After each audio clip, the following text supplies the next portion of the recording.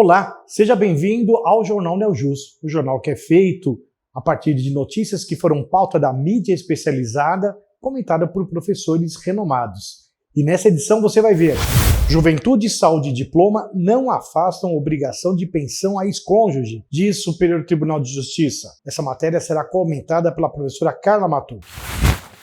Superior Tribunal de Justiça: remissão de execução pode ocorrer até a assinatura do auto de arrematação e não inclui débitos de outras ações. Essa questão será comentada pelo professor Jorge Alexandrides. Já mandou mensagem enquanto dormia? Transtorno é o reflexo do mundo digital. Essa questão será alvo de comentários da professora Rúbia Ferrão. Tribunal Superior do Trabalho decide que jogador de basquete dispensado antes do término do contrato receberá todos os salários. Essa matéria será comentada pelo professor Domingos Sávio Zainardi.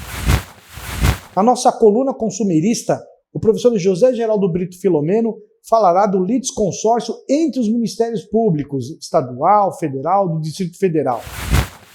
E o nosso momento cultural será apresentado pelo professor José Augusto Altran. Está no ar a edição 29 do Jornal Neojus.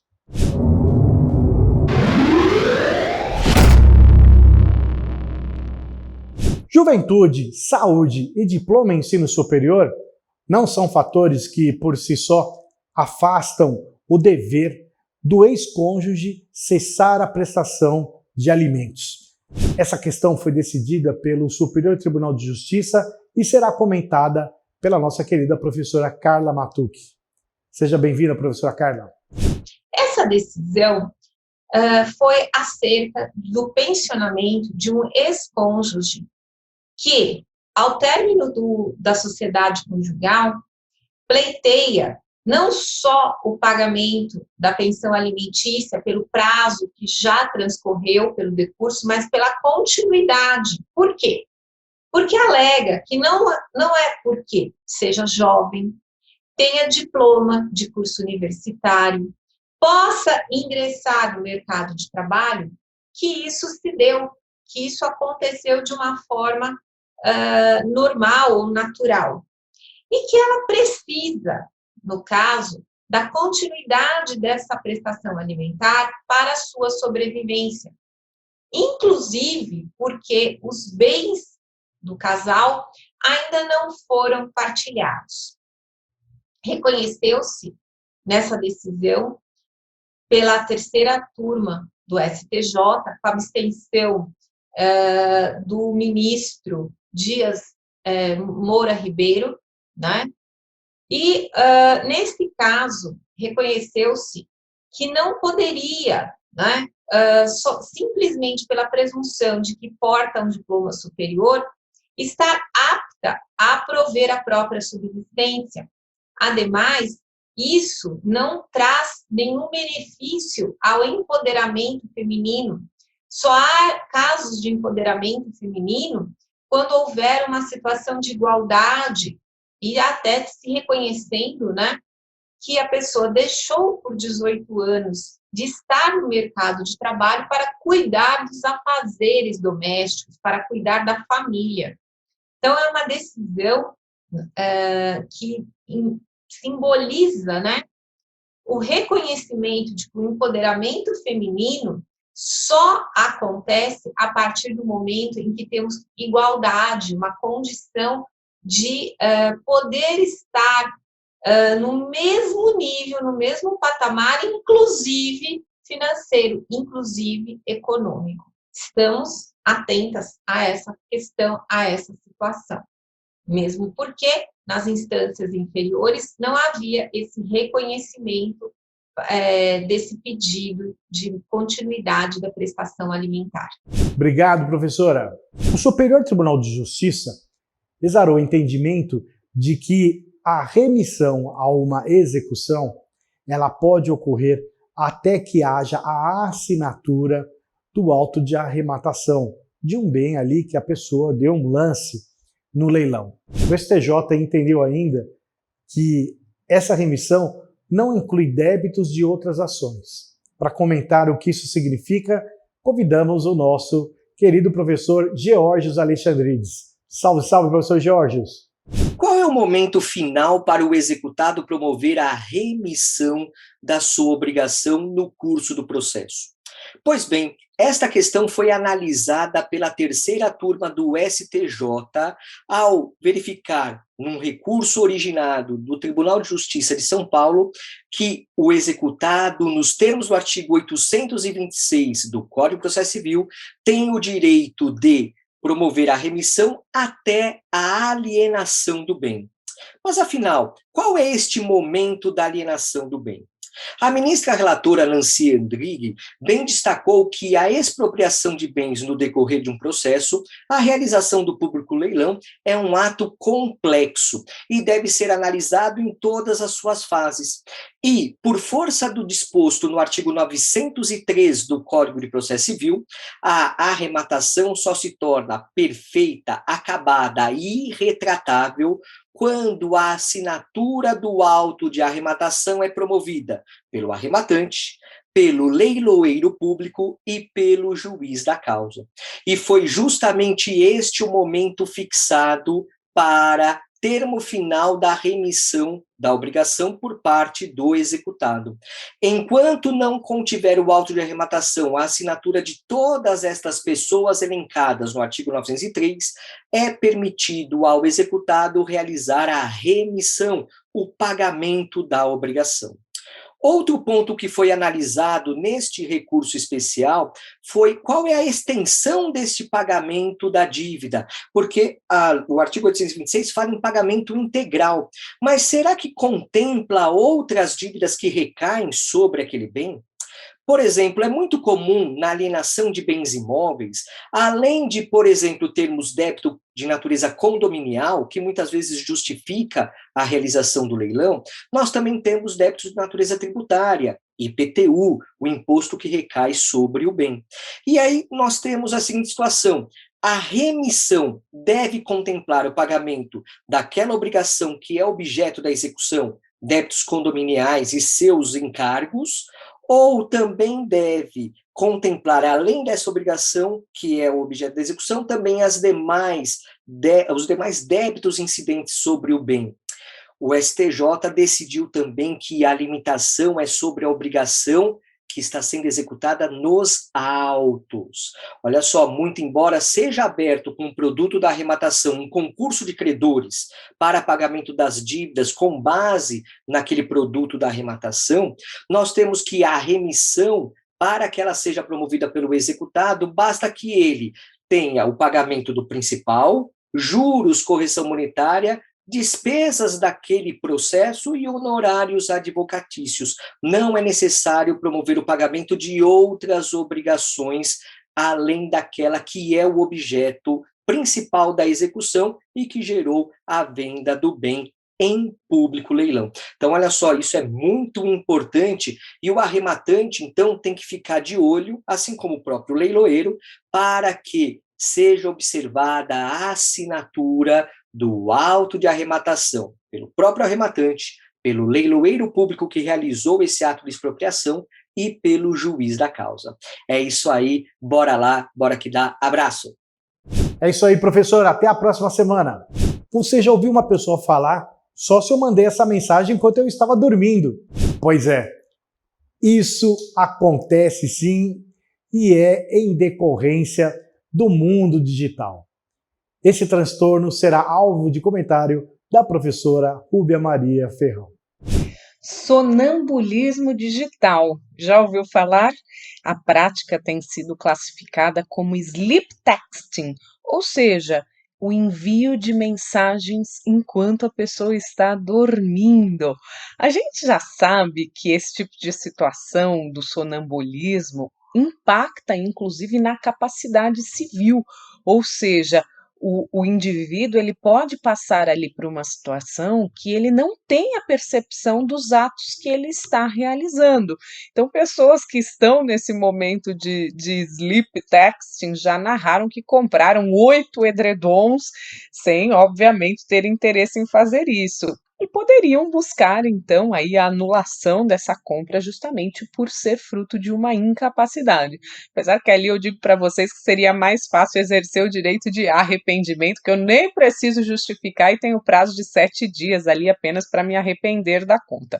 Mas aqui o que importa para nós é essa reflexão nas relações à distância, em que eu preciso conferir a capacidade de quem escreve. Como saber, inclusive no âmbito penal, quando acontecem crimes, né?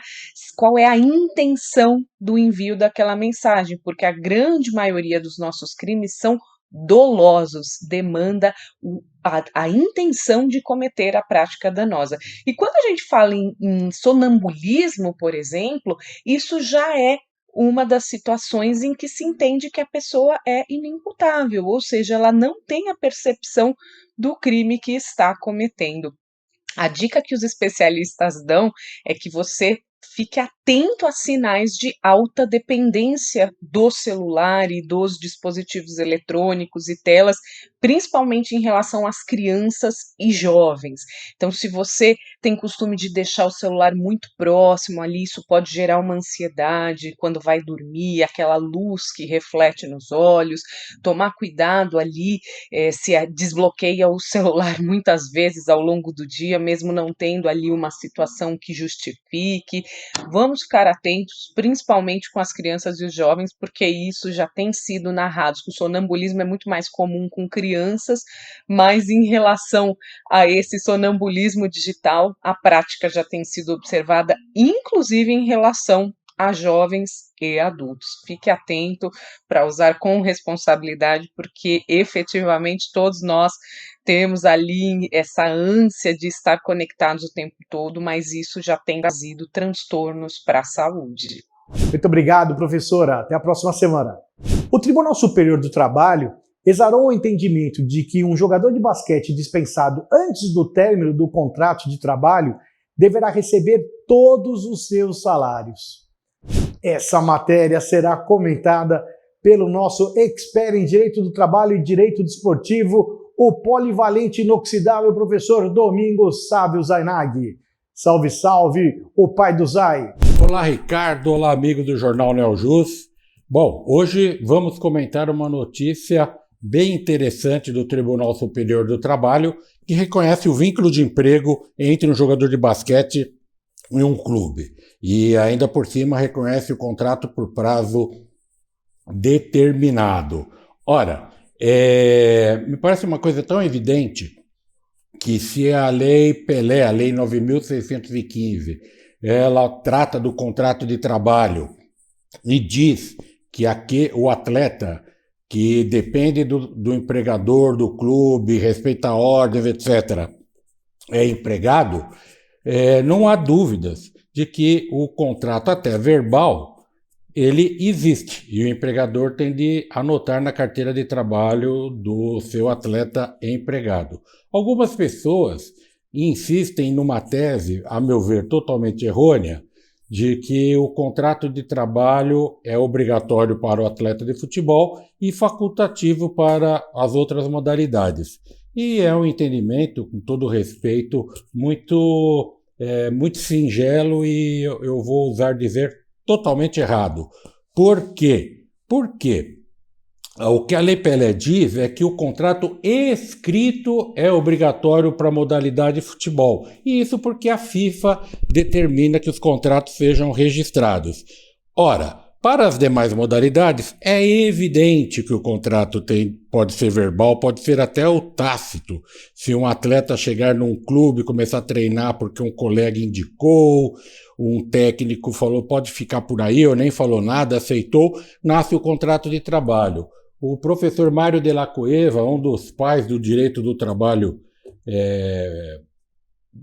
no mundo, né, e particularmente aqui da América, autor mexicano, ele não é que ele cunhou a expressão, mas ele divulgou a expressão que o contrato de trabalho é um contrato realidade. O contrato de trabalho ele existe por si só. Basta alguém prestar serviços para outra e pode ser qualquer tipo de serviço, intelectual, manual ou o trabalho de atleta. Então, palmas para o TST, uma decisão inteligente, uma decisão que vai ao encontro do que o direito do trabalho prega, ensina, e o TST reconheceu essa relação de emprego e essa decisão muito legal que eu tive a alegria de poder comentar para você que nos acompanha aqui no JNJ. Um abraço a todos e até a próxima semana.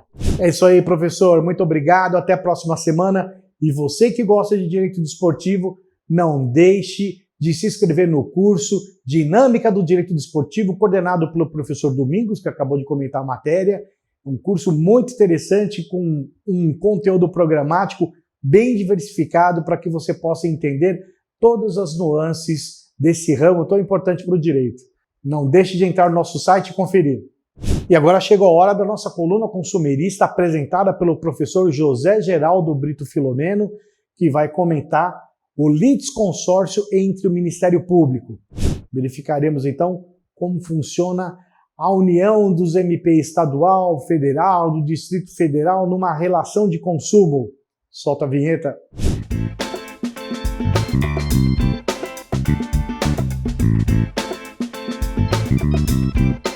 Caros amigos do Jornal Neojus, nosso assunto de hoje, dentro daquela perspectiva de porquês e senões do Código do Consumidor, trata do litisconsórcio entre órgãos do Ministério Público, isto é, órgãos do Ministérios Públicos Estaduais, do Distrito Federal de um lado e do outro o Ministério Público da União, para a instauração de inquéritos civis e propositura das ações civis públicas para a tutela dos interesses difusos, coletivos propriamente ditos, interesses individuais homogêneos de origem comum, inclusive na área de direitos do consumidor.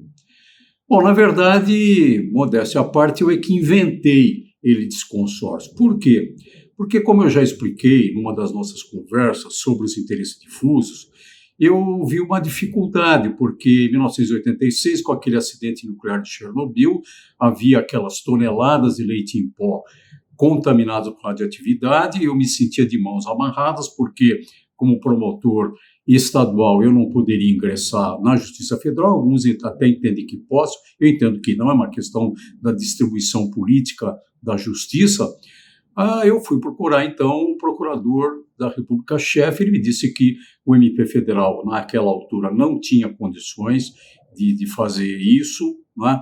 A lei da ação civil pública ainda era muito nova, ele dispunha de pouquíssimos membros do MP federal que podiam advogar, inclusive, coisa que só foi vedado depois da Constituição de 88, 2 anos depois.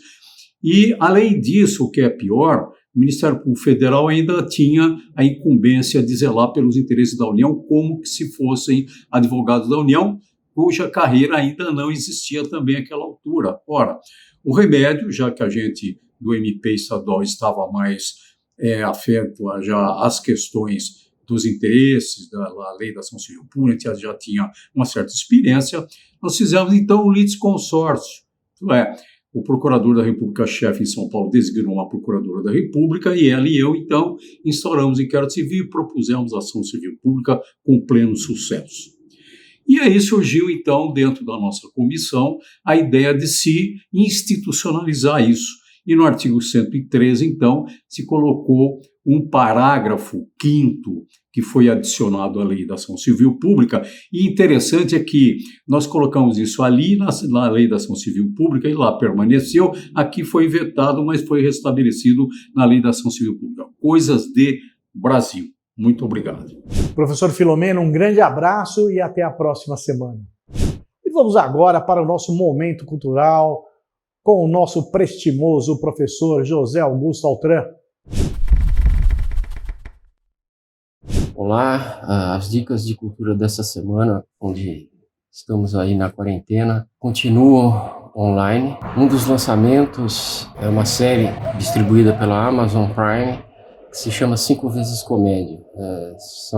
São gravações feitas em casa, ou então em locações apropriadas, isoladas, para evitar aglomeração e contaminação. Começaram aí na sexta-feira passada e aborda a questão da pandemia, né? pelos títulos a gente vai poder perceber que é um humor bem satírico a respeito das situações pelas quais estamos passando, como o hipocondríaco, o colapso, sexo online, Cinderela e sem saída. As grandes novidades ficam por conta da Netflix, que em abril vão lotar aí a nossa tela de novidades. São 6 séries, 5 filmes e 6 documentários lançados em abril para que a gente possa aí, de alguma maneira, descontrair e passar por esse período, ok? Um forte abraço, até!